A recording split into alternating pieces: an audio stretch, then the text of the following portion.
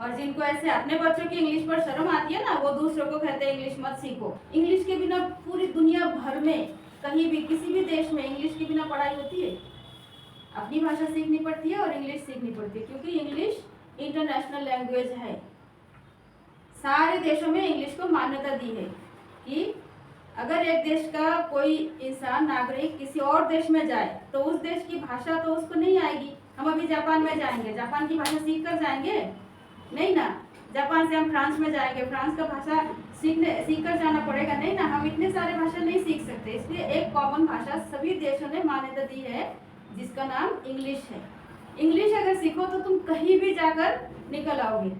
जितना भी लोग कहे ना कि हिंदी सीखो, हिंदी सीखो, देश की भाषा हिंदी है, इंग्लिश बोलने वालों को शर्म आएगी, वो जिनको शर्म आती है उनको आती है, जिनको इंग्लिश नहीं आती है उनको शर्म आती है। जिनको इंग्लिश का पता है ना, इंग्लिश के फायदे, वो इंग्लिश सीखना चाहते हैं। हमें अपनी भाषा भी आती है, हिंदी भी आती है, इंग्लिश भी हमें आती है। उस दिन मैंने वीडियो में बोल दिया था कि गृह मंत्री उनको अपने बेटे की इंग्लिश सुनकर शर्म आ रही थी। कई लोगों ने कमेंट किया कि गृह मंत्री का नाम लेकर वीडियो में क्या फेमस हो रही है। और गृह मंत्री का नाम लेना गलत है क्या? गलत है क्या? जबकि उनको अपने खुद के बेटे की इंग्लिश सुनकर शर्म आ रही थी। उनका खुद का बेटा इंग्लिश पढ़ के नहीं पढ़ पा रहा है, पढ़ के भी उच्चारण नहीं कर पा रहा है, तो जाहिर सी बात है इस टाइप की इंग्लिश अगर कोई बोलेगा तो उसके बाद को शर्म आएगी। लेकिन हम नहीं ना चाहते हैं कि हमारी इंग्लिश इतना खराब हो कि हमारे माँ बाप को शर्म आए।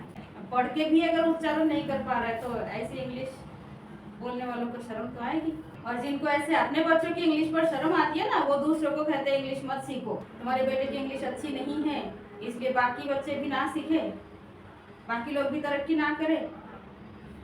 अगर इंग्लिश सीखना बुरा होता तो उनका बेटा जो इंग्लिश पढ़ के पढ़ने की कोशिश कर रहा है वो कोशिश भी नहीं ना करता, हिंदी में बोलता। लेकिन वो तो इंग्लिश पढ़ने की कोशिश कर रहा है, मतलब इंग्लिश की ज़रूरत है इसीलिए वो पढ़ने की कोशिश कर रहा है, लेकिन आ नहीं रहा है इसलिए तुम दूसरों को पढ़ने से मना कर रहे हो। क्यों भाई?